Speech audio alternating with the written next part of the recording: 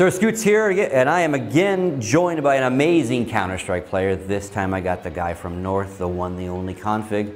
How are you today? I'm doing a lot better than the other days. Yeah, you're a little under the weather, right? You're working through a cold or something? Yeah, I think the air condition gets to me almost every tournament, so that was about it. Yeah, because you go from nice and hot outside to air conditioned to hot, and it definitely messes people up. Yes. So, second time a legend, third time at a major, so not your first rodeo, that's for sure.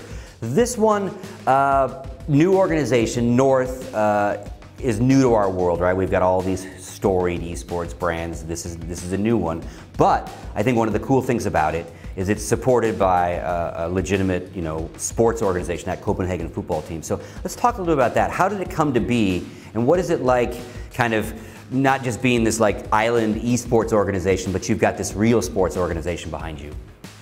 I think it has a lot about startup, because in the beginning we were expecting a lot more than what we got, and now finally, a long time after, everything is just settled down and we have everything in the right order. So we have a sports psychiatrist, we have a dietist, and we have like a masseuse as well.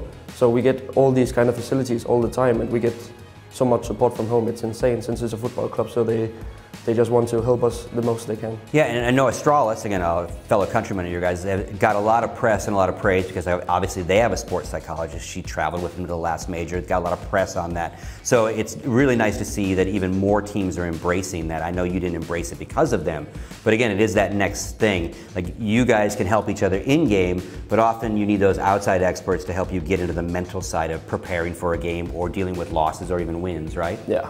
Do you spend a lot of time with that person in particular, and how would they help you? They usually help with personal problems in the beginning, and then afterwards we have fixed our personal problems. We start with the sports problems. So if you have unfocused in the beginning of the match, or if you have this and that, then he helps you with the particular thing you don't like about yourself. I mean, even stuff like, I'm not sleeping well. Okay, why aren't you sleeping well? All those different kinds of things, yeah, right? Because it all leads to it. Yeah, exactly. We are getting like a bracelet, a Fitbit it's called, and then they can measure how much we walk a day, how much we eat, how much we sleep. So we have like the perfect schedule. So we have like these blocks, it's called, sleeping blocks, and we need to get, I think it's 7 of those blocks every single day.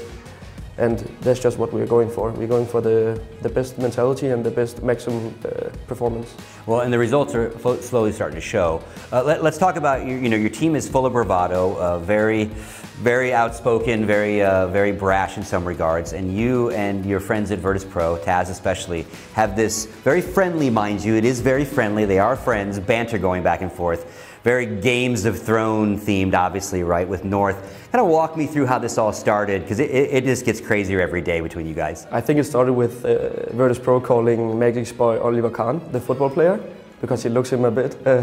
And then everything was just fun from that start. So I just think that Virtus.pro players are amazing players, they're amazing persons, they're amazing family members. So I think everything that Virtus.pro does is just gold. So every time they just open their mouth, like Pasha, it's just gold. You can laugh every single time. Taz tweeted last night to you, I believe, that he wants you to call him Daenerys Targaryen. So if he's going to be Daenerys, right, what are you on the other side? I'm Jon Snow. You are going to be Jon Snow, all right. But now Taz is going to see this in like, nothing, right? So, but we're going to go back to them, because you played them already, but you're going to play them again. So you were 3-1 out of the groups.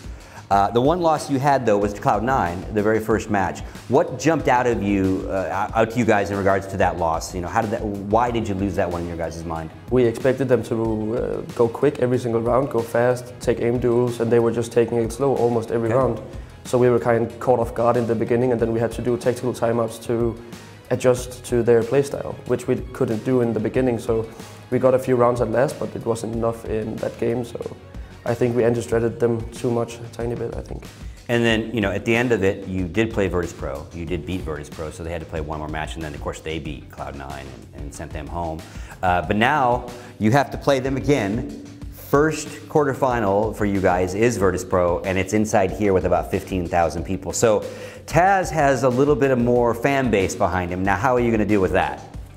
It's going to be hard. I think it's lucky we have booths on the stage, because else we were mind blown and blown away from the stage. But I hope everyone is going to scream at the game and yell at the game, and it's going to be a good game, because we know Virtus.pro, and they know us, so we know their playstyle, they know our playstyle. So I think it's going to be a really close match, and I hope the crowd is going to enjoy it instead of booing us out of the stage. I hope they don't do that. And again, for their motivation, obviously the last major they won was on home soil, and they haven't won one since. So you know they are definitely no more slump for us. We are back in 2014. Now we'll see how long that lasts. Let's talk about the other side. Let's talk the rest of your bracket first off. So win or lose on that one, other side of your bracket is Big and Immortals. So who do you think is going to win that one? I think it's 50-50. Okay. The same with the Immortals flip side game, I think it's 50-50 as well. I have a feeling that Immortals are going to go to the semifinals because they have the double up setup all the time, and you know k0nfig and Henny, they're just beasts with the AVP almost every single tournament, every single game. So I think it's going to be Immortals.